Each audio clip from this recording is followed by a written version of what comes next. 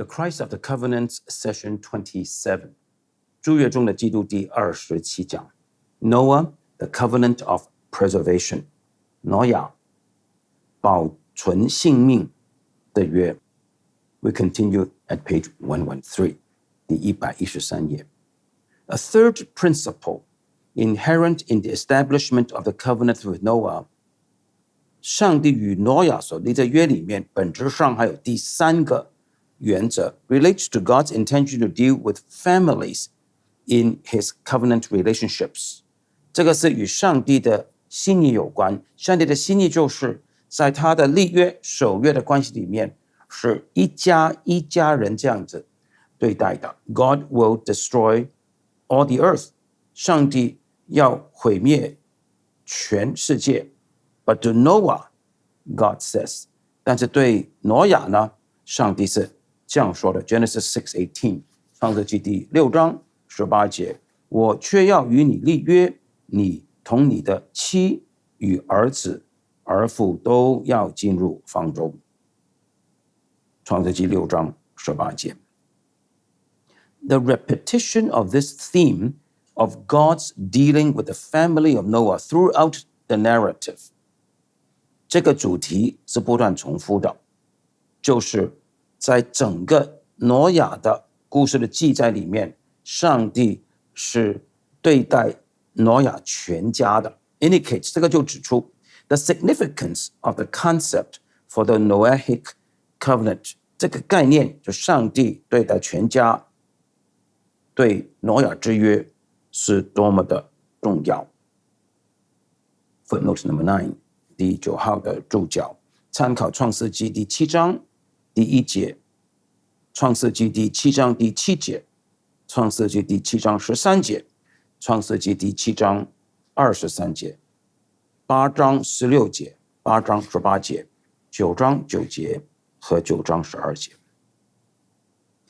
One text in particular may be noted 我们特别注意一节的经文 Genesis 7 verse 1创世纪第7章第1节 And Yahweh said to Noah, Go, you and all your house into the ark. For you, singular, I have seen as righteous before me in this generation. 创世纪第7章第1节耶和华对挪亚说你和你的全家都要进入方舟因为在这世代中我见你在我面前是义人 The righteousness of the single head of the family serves as the basis for including the whole of his descendants in the ark. 这一个人一家之主是义人就是为什么上帝把他所有的后代都放在方舟里面一个人的义是全家进入方舟的根据 Because Noah is righteous, his entire family experiences deliverance from the flood.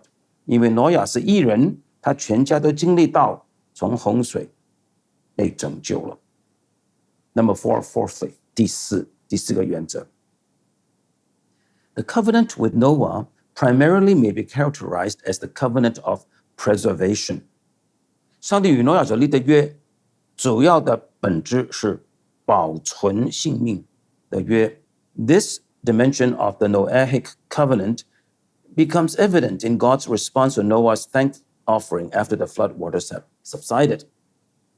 挪亚之约这个层面呢，要在洪水退了，挪亚献上感恩的祭之后，上帝的回应，在上帝的回应就看得很清楚。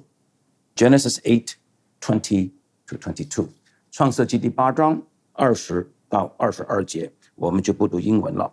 挪亚为耶和华筑了一座坛，拿各样洁净的牲畜、飞鸟献在坛上为燔祭。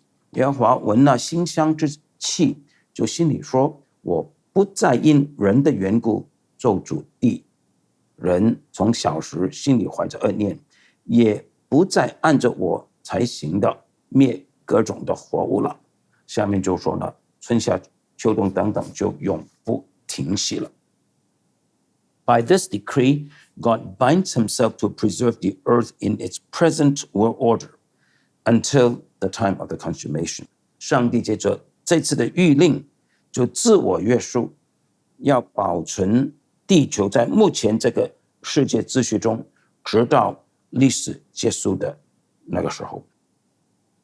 In some respects, the reason given for God's affirmation never again to curse the earth appears to be a non sequitur.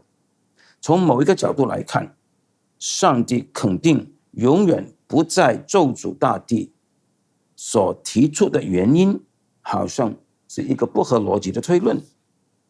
Because the imagination of man's heart is evil from his youth, God will not again curse the ground.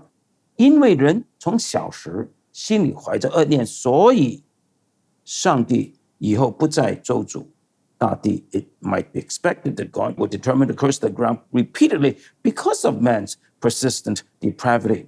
可能我们会预期，就是因为人不断的是败坏的，上帝会决意多次的咒诅地才对啊。However, God understands that the sin problem never will be cured by judgment and curse. 可是上帝知道人类罪的问题永远不会透过审判和咒诅解决的。If appropriate relief from sin's corruption is to appear, 假如能够解决罪和败坏的方法要出现的话呢， the earth must be preserved, free of devastating judgments such as the flood for a time. 那么呢，在某一段时间里面，地球必须要被保存，免遭受这种毁灭性的审判的，好像洪水一样，这种的毁灭性的审判。God exercised his prerogative of just judgment in the days of Noah, not because he was ignorant of the inability of judgment to cure sin. 上帝用了他的权力，在挪亚的时期执行了公义的审判，不是他不知道透过审判是不能解决罪的问题的。The Lord knew precisely the state of man's heart before the flood. 在洪水之前，上帝完全准确的认识人心中的状态的 and certainly understood the limitations of judgment's power to change the heart of man. 上帝完全了解到审判用来改变人的心的能力是非常有限的。Genesis 6:5-7， 创世纪第6章第5到第7节。耶和华见人在地上罪恶很大，终日所思想的尽都是恶。耶和华就后悔造人在地上，心中忧伤。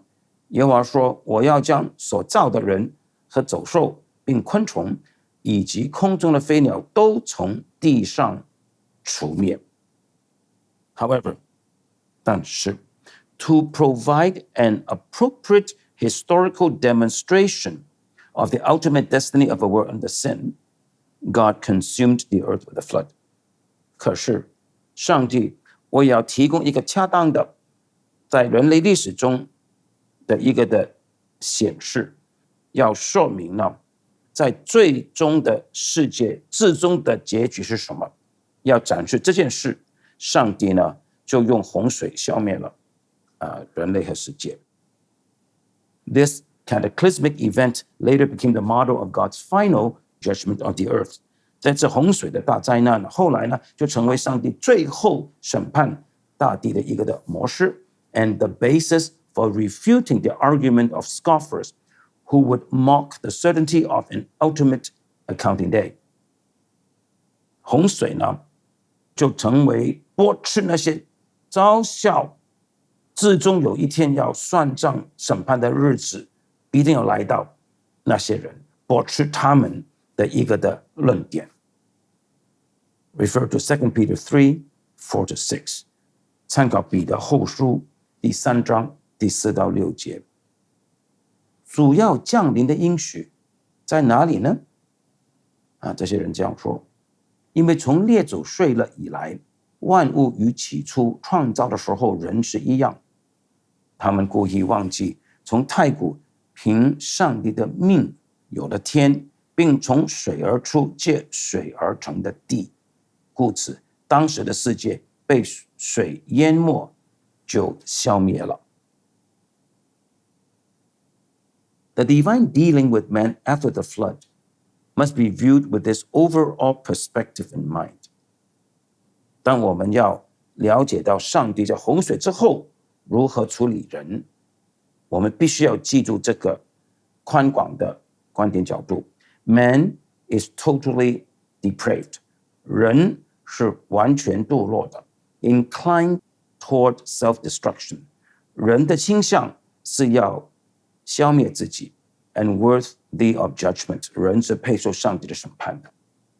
But God, in grace and mercy, determines to preserve the life of man. 可是上帝是充满着恩典和怜悯的，他定义要保存人的性命 and promotes the multiplication of his descendants. 因此呢，上帝使人类的后裔增多。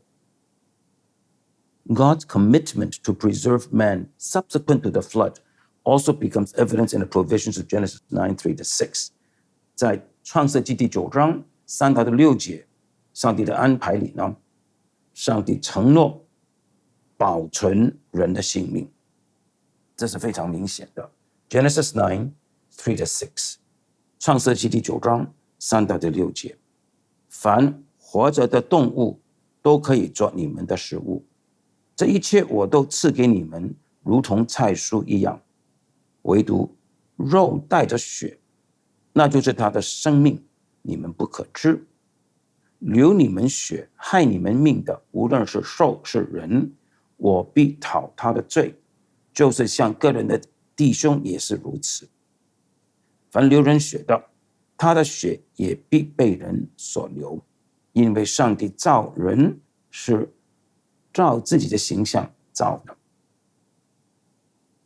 All created life is sacred. 所有上帝创造的生命都是神圣的。Yet the highest value must be attached to the life of man. 可是人类的生命是有着最高的价值。To sustain life, man may eat of all the beasts of God's creation. Verse 3. 人为了维持他的生命呢，可以吃上帝所造的所有的走兽。第3节。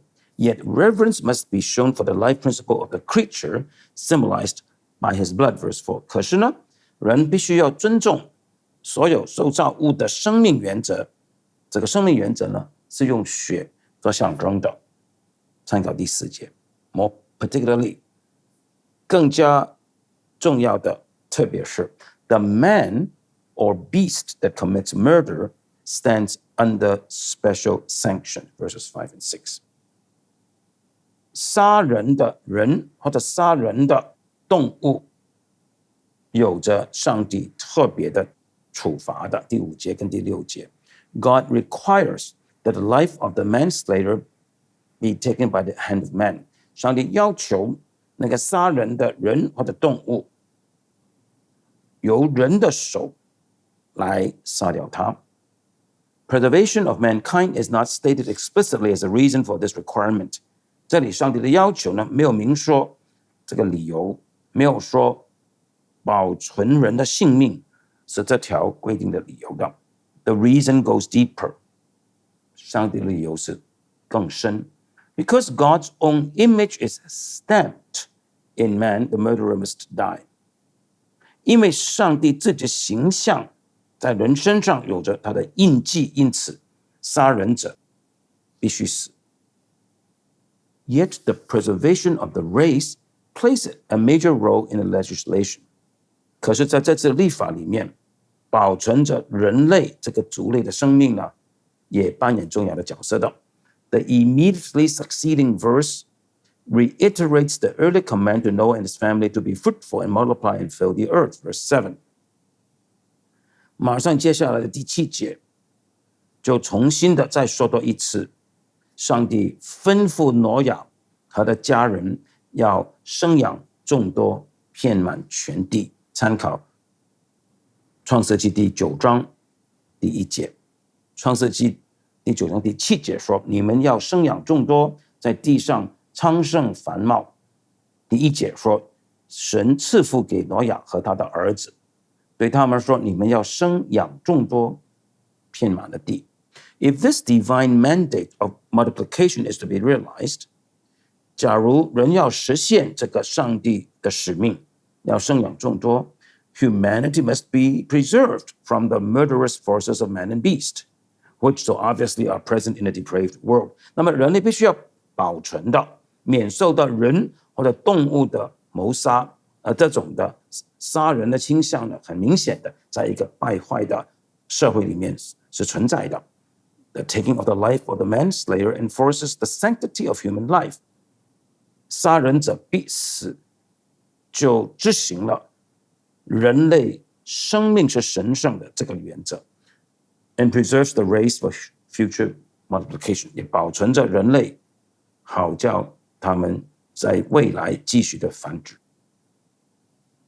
Earlier, God has reserved for himself alone the right to deal with the manslayer.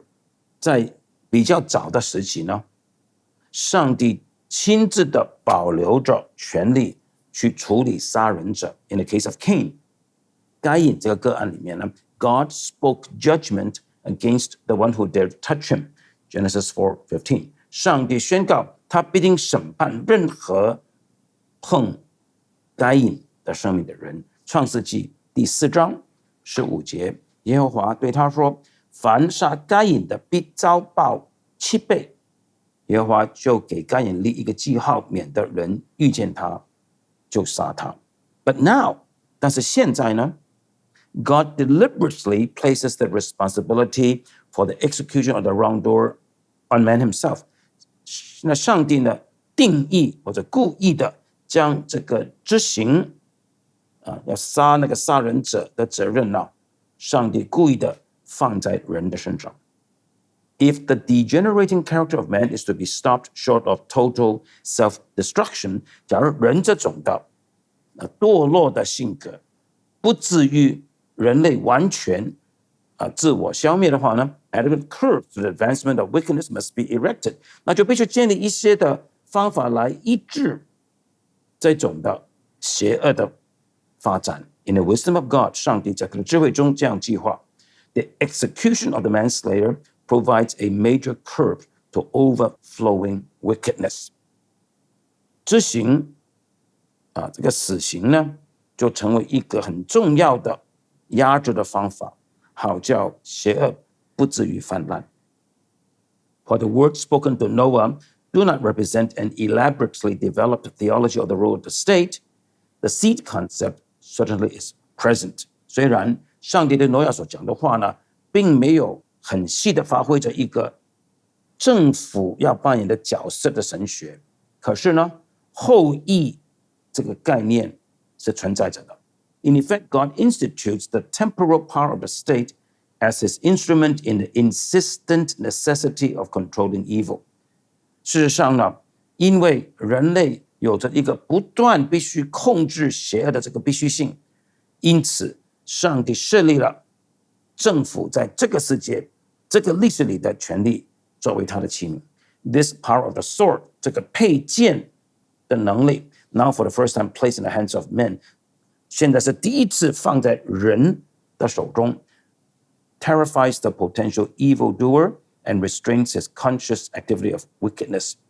就让那些有可能要行恶的人惧怕，也约束这种有意识的行恶。Generally, commentators tend to modify the reference to capital punishment in a covenant with Noah. 一般来说，写圣经注释的人呢，一般他都会冲淡一下挪亚之约里面是指死刑的 capital punishment. Either they deny the presence of such a reference, 有的注释者干脆就不承认这段经文是指死刑 or they oppose the application of the principle for current societal structures. 或者他们呢，反对用这段经文的原则用在今天的社会架构里面。A series of questions addressed to the issue may aid in clarifying the problem. 若要澄清这个问题呢，我们可以提出一系列的问题。First question, 第一个问题 Does God's covenant with Noah sanction the taking of the life of a murderer under any circumstances? 上帝与挪亚所立的约是否批准在任何情况之下杀人者必须要死呢？ That's the first question. 这个第一条问题。Second question, 第二条问题。May the covenant with Noah be regarded as the first revelation of this requirement? 我们可不可以认为上帝与挪亚所立的约呢，是第一次他启示死刑这个命令呢？ Third question, 第三个问题。Is this injunction concerning capital punishment limited in a temporal or ethnic sense, or universally binding in its requirements? 这个死刑的命令是否有限制的呢？受到时间上的限制，或者是只限于某些的民族，还是说它的要求是对全人类不分国族都有约束性的呢？三条问题，我们下次呢开始来回答第一条问题。First question, does God's covenant with Noah sanction the taking of the life of a murderer under any circumstances? 上帝与挪亚所立的约是否批准在任何情况之下，杀人者必须要遭受到别人取他的性命？我们下次继续。